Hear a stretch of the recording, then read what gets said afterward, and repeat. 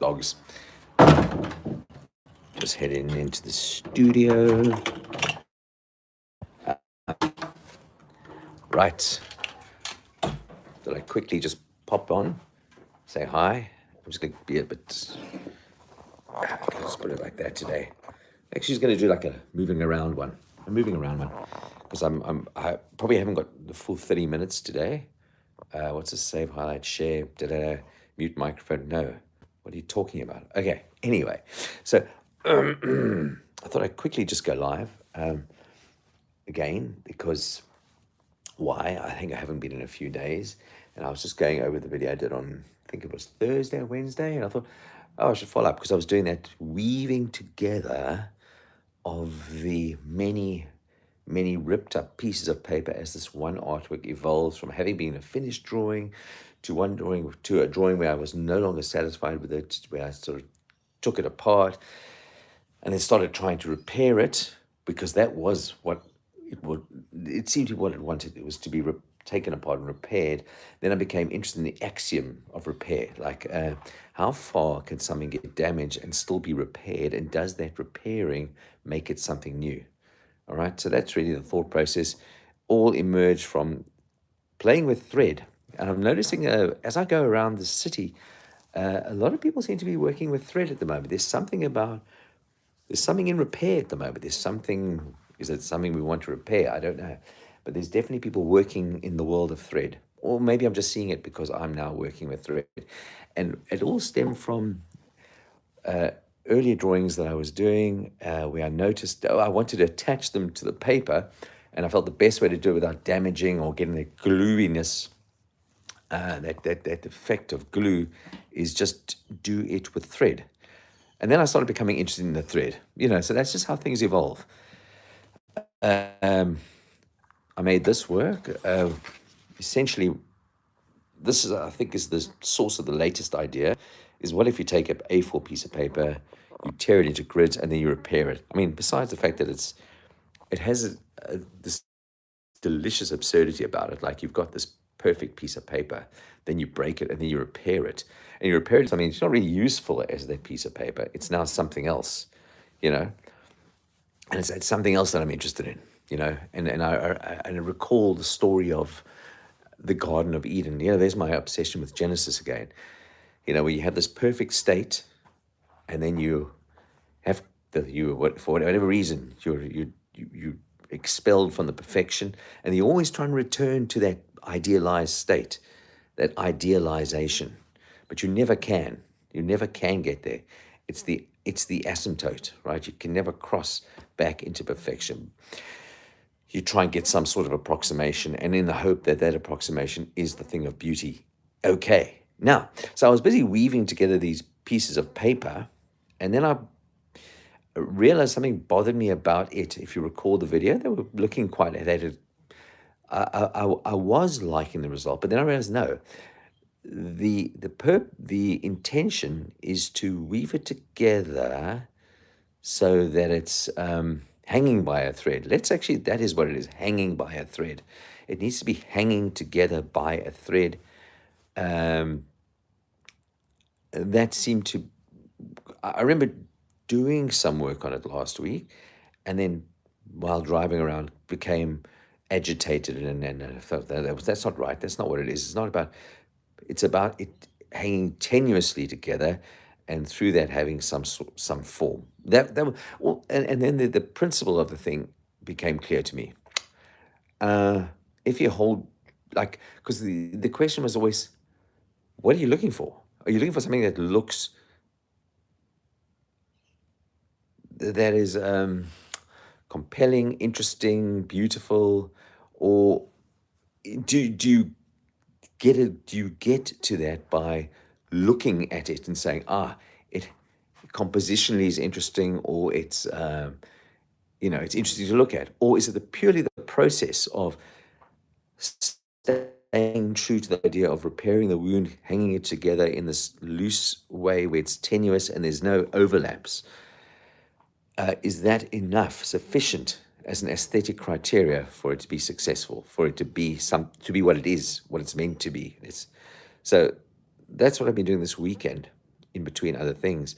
So I'll just take you through it to where we are at so far. And I don't know, I'll just say this, I don't know how I feel about it, but it's a lot of work to do this. And all I will say is that I'm still compelled by the process. That's enough for me. It's enough for me to follow it through, and because that is the process is still really intriguing to me. There we go. So this is where we're at with it. Let me grab a seat. So it'll kind of probably fill this whole board. I'll show you the pieces that have not been worked into it. Here they are. These have not been worked into it yet. And that follows more or less the pattern of how it's going to hang. But this is where we're at with it. This is where I'm about to sit. And you see, this cushion always drives me mad because it goes in there and it just drives me nuts. Anyway, so I've just fixed that and I'm going to sit in it. Nice. Okay, so this is where we're at with it, right? See, it's all tenuously held together by these pieces, just where it meets. There we go. Meets there. There's no overlaps, very few overlaps. Just wherever it touches another surface is where it holds onto it. And it's it's still this, like, the process still started. Like, what I love is the history's not lost. So what this initially was a discussion. Like, this is a what this is, or where this whole process stemmed from, is I had an online conversation with a philosopher, Tibor Molnar, about essentially what are called the new ideologies. He's a science philosopher, and I was interested in contrasting the philosophy of science with the new philosophies, the new ontologies they called, which are more a critique, essentially, of science. Some cases a valid critique, in some cases a problematic critique, I would say. But definitely all trying to weave together the conversation of what it really, I think, boils down to, what it means to be human, like how we engage with the world. With the sense that, yeah, there's never going to be an absolute right, absolute wrong, but we get engaged with the world and we're going to try and make sense of it however we can. So this is where this stems from. And then part of that process was I wrote a few notes, put them on a board, and then I got my machine to measure that. And I mean, what that really means is the machine started drawing onto the surface of this paper to see what it could come up with. I mean, that's really the thinking. It's hard to make sense of it, but somehow it's this idea that the machine is responding to also what's prevalent in the zeitgeist of the conversation of my life at this time. Because the machine is a model of me, if I put the machine into the things that I'm thinking about, i.e. put myself into the things that I'm thinking about, but